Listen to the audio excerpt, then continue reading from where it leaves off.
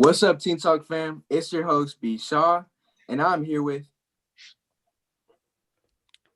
Young Shinobi Kev. And, The legendary Ajane Jacole. and your boy Deshaun B. Thank you all so much for tuning into this show today. Today we have a very special guest on the show. Joining us now is Dr. Eva, who is much more than your typical doctor. When she's not out here saving lives, she's a mother, blogger, and an influencer. Dr. Eva is the author of Paging Dr. You and the co-owner of Dramatically Real. It is truly an honor and welcome to the show. How are you feeling today? Doing great. I'm happy to be here. Thank you for having me. Thank you so much for coming on. I have a couple questions and we're just going to get right into it. The first one is, besides the amazing bio that we gave, can you tell us 3 interesting facts about yourself? Um, 3 interesting facts. So I don't know if you guys know I'm a hospitalist, and a lot of people don't know what that means. That is just a doctor who's in the hospital all the time. All I do is hospital medicine. I'm not outpatient. I'm not doing anything outside of the hospital. So that's one fact about me. Another fact, I'm from Haiti. That's the same island as the Dominican Republic. So I'm a Caribbean girl. And third fact, let's see, I have 3 kids, ages 12, 9, and 7. That's awesome. I had no idea that you were from the Caribbean. That's a really cool, interesting fact. It gets me to know you more. At what age did you discover that you actually have a passion for helping people? I've always known that, my parents are both doctors. My mother was a dermatologist. My father was a radiologist. And so just growing up, seeing them impacting the lives of other people it pretty much made me want to be a doctor like them. Your parents are your heroes when you're growing up. They used to take me to work with them. And I just love what they did. And I always knew I wanted to be a doctor like them. I find that very awesome that your parents are both successful doctors. And I was actually going to ask about that. So there was no pressure, but it was more like you were attracted to being a doctor, not Right. that you. Right. And I never changed my mind. I mean, a lot of times when you're young, very young, you think you want to be something and then later on you change your mind. My kids, they started out wanting to be superheroes, then they want to be police officers, then they want to be, like, they're always changing their minds. But for me, it's always been a passion of mine to be like my parents. And I have a brother who's never wanted to be a doctor, and he's actually something completely opposite from medicine. He does finance and business. But for me, it's always been a passion of mine. Yeah, I find that like as we mature and as we learn more about the world, we end up changing what we want to be. So the fact that you stuck with the field of medicine the entire time shows that that's your true purpose. And that's awesome. At what school did you achieve your medical degrees? So my story is a little bit different than the traditional medical student that goes to school in the US. I came from Haiti, moved to Florida when I was almost 15. And it was kind of like a forced move that was not planned. So I was forced into high school in the middle of the school year. I think it was January, February when I started school. And then from there, I went to undergrad in Boca, Florida Atlantic University. And for whatever reason, I did not stay in the US. I moved to England and I did my first 2 years of medical school in England. And then after that, I left and transferred to Ross University. And Ross University is one of the really prestigious medical school in the Caribbean, but I've never been to the actual island, which is in Dominica. I transferred into my clinicals because the first 2 years you're supposed to be on the island doing actual schooling. In the last 2 years, you're in the US doing clinicals in the hospitals and clinics. So by the time I transferred, I was already in my 3rd year. So I stayed in the US and did my clinicals through Ross University. So technically, I graduated through Ross University. And then I did my residency in Macon, Georgia. You're right. That is a very interesting past. And I really respect that you, no matter you transferred here, transferred there, a lot of moving around, but you still got the job done and you achieved your goal. So I respect that. Deshaun, did you have a question? Yes, just knowing that you had such a a different journey, what kept you on the right path? Because I know just not even experiencing the same experience as others can kind of deter you because you'll feel like that you're making a wrong decision. What really motivated you to get your degree and regardless of the outcome, you was going to keep pushing? I think it's a combination of things. One, the fact that I always knew I wanted to be a doctor and could not picture myself doing anything else kept me on the right track because I couldn't really see myself being anything else, no matter how much I tried to think about other careers. The other thing is my parents were my motivation. You know, having gone through medical school themselves, they were there for me, backed me up, and were pretty much my support system. And then the third thing were the friends that I had. It's super important when you're in school to circle yourself and have a circle that's really going to be positive and have your back and push you to be better. So a lot of the friends that I had wanted to go to medical school. And so we were there to support each other too.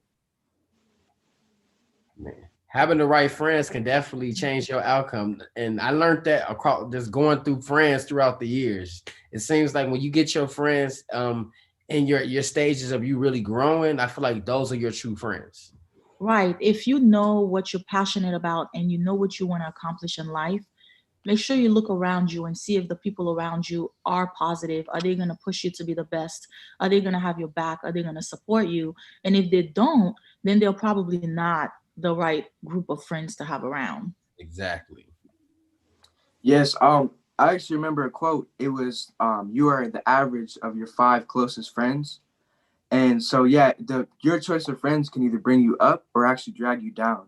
So it's very important that you surround yourself with people who have similar goals to yourself. Absolutely. Ajane, did you have a question?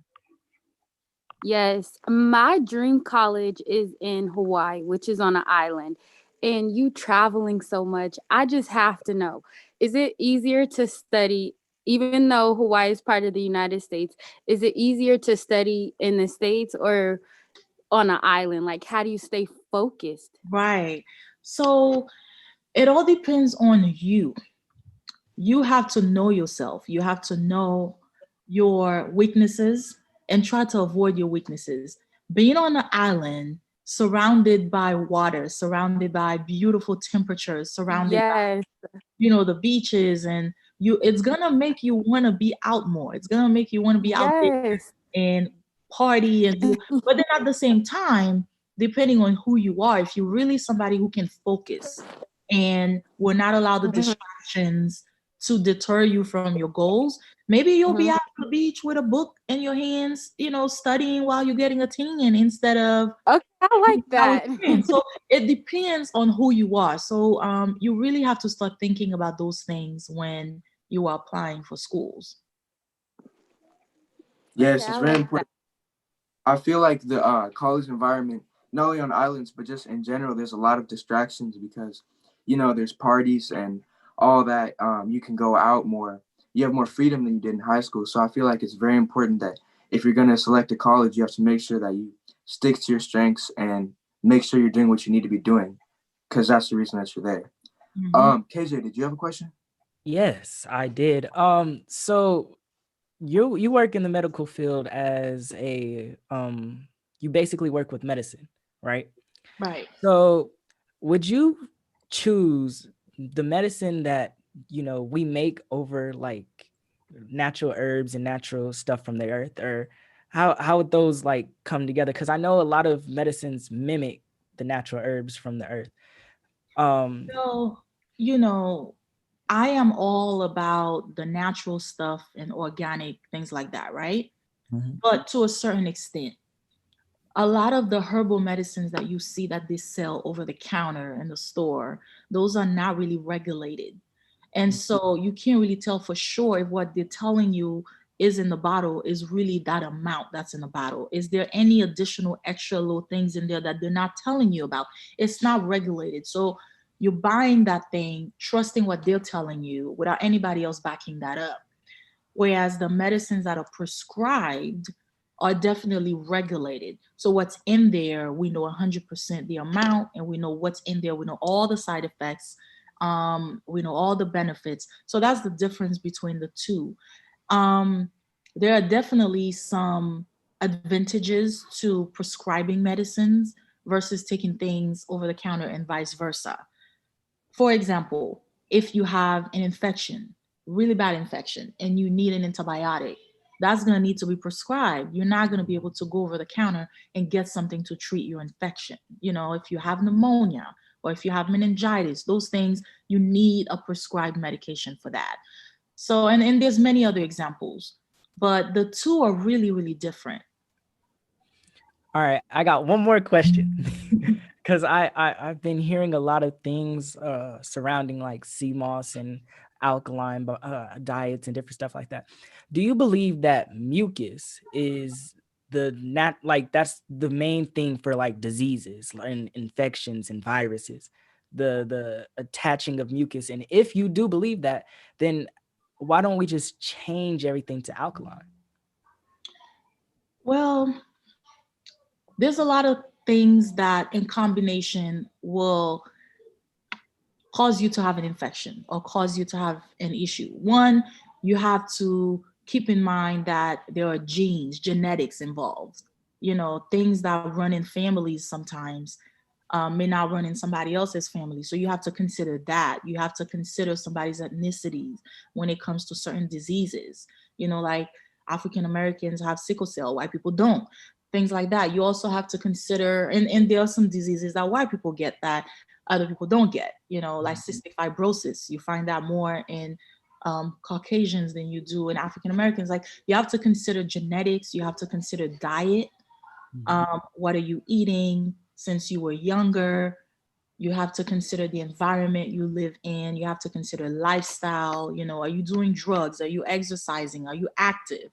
Are you? So it's a lot of things to consider before you can determine what causes a disease and what does not cause a disease. So it's not all just mucus, like you said, or something. It's a combination of things. And that's why we always say it's important to speak to your doctor before making a decision as to what you think you may have and what you want to do to treat it on your own. It's best to go to a doctor and talk to the doctor, because the doctor will sit down and ask you a whole bunch of questions and then come up to a conclusion as to what you need. Yeah. Thank you. Thank you. And yeah, the next I want to ask you, what would you say some of the struggles were coming up as an African American doctor? So I feel like the system is set up to fail us. That's just straight up. You know, when you think about Wow. it, only 2.5% doctors in the whole United States are women, 2.5, and only 2.5 men. So the total is about 5% of all doctors in the US are Black, which is a Wow. crazy number. You know, 95% are not Black, and the majority of the 95% are probably white. So when you think about that, you start asking yourself, why? Why is that the case? Because there's a lot of young Black kids that want to Hmm. be doctors, but why are they not? And I think it's because along the way, there are things that have been put in place to purposely not allow them to get to their goals. When I went through the whole process, I started seeing it more and more. The closer I was getting to it, I had professors and counselors in school telling me, "You're not good enough. You didn't have a good GPA here. You're probably not gonna make it to med school. Maybe you need to reconsider. You're gonna waste your time. It's a long journey. You're gonna pay too much money, and you're not gonna make it." There's a lot of people along the way that don't have faith in you and that would discourage you as opposed to encourage you. And it's also because a lot of these people don't look like us. They don't understand the struggles that you're going through. They don't understand your background. They don't understand what you need. And also, they're not there to help you in a way. You know, and that's one of the reasons why I wrote the book, Paging Dr. You, a guide to help the younger generation who wants to be a doctor, who wants to consider being a doctor, let them know what they need to do to get to that goal. Wow. Yeah, that was very. Oh, Deshaun, what were your thoughts? I just want to know, like, how has life taught you to be a butterfly? Because I really loved how you say that life has taught you to be a butterfly, and I would love to know just what scenario and concept you put into place to make that a reality. I think all of us are going to have to go through struggles, and we're going to have obstacles that we're going to need to go through. For me, what's gotten me through all these stuff and not listen to the negativity of, professors and people you look up to telling you negative things sometimes make you wonder about yourself. It makes you, um, what's the word that I'm looking for? It makes you question yourself and your motive and your goals, because these people are older than you. They're supposed to guide you, but yet they're not. They're bringing you down by telling you negative stuff instead of encouraging you. Along the way, I started realizing that no matter what, if that's something that I want to do, if it's in my heart, I need to pursue that. I need to push through, no matter what the other people are telling me. That's So, right. um, thinking positively, changing my mindset has been very important, and it's easier said than done. It's not something that you do overnight. But as long as you're aware that there is a problem and you want to make a change, you just have to start working towards making it a habit to always look at the positive in any situation. And that has really been a major thing for me. When I'm going through a struggle, I'm not able to pass a test, or something is very difficult, I try to look at the positive instead of the negative. Mm. That's a beautiful way to look at it. And if we look at the beautiful side of things, I feel like we'll never have failure. Or if you have failure, again, looking at the positive, that the failure is there to teach you something, to make you stronger, to push you through whatever you're going through and make you better on the other side. So then again, it all depends on how you look at it. Somebody might look at it as failure and somebody else might look at it as a lesson. Hmm. All about your mindset. Hmm. Dr. Ava, if you could leave the youth with one message, the upcoming youth, what would you leave that message? Don't get discouraged. Um, you know what you need to do. You know what's in your heart. Just push through and keep going. It's not always going to be a beautiful journey, but it's going to be worth it at the end. Thank you so much, Dr. Ava. Where can our Teen Talk family find you on social media? So I'm on Instagram, dr.eva.b. And I just opened up a Twitter account, but I'm not really that active on it. So for now, Instagram, and I also have a website. It's drevabtoday.com. I have a newsletter and a blog. And the goal with that is to encourage and be positive and sending out, positive affirmations every other week. And you can get my book on Amazon. Thank you so much for joining us today. We learned so much interesting stuff, and we are so grateful to have you on the show. Thank you all for tuning into this Teen Talk discussion. Be sure to follow us at Teen Talk Vegas 881, and also check out Teen Talk Vegas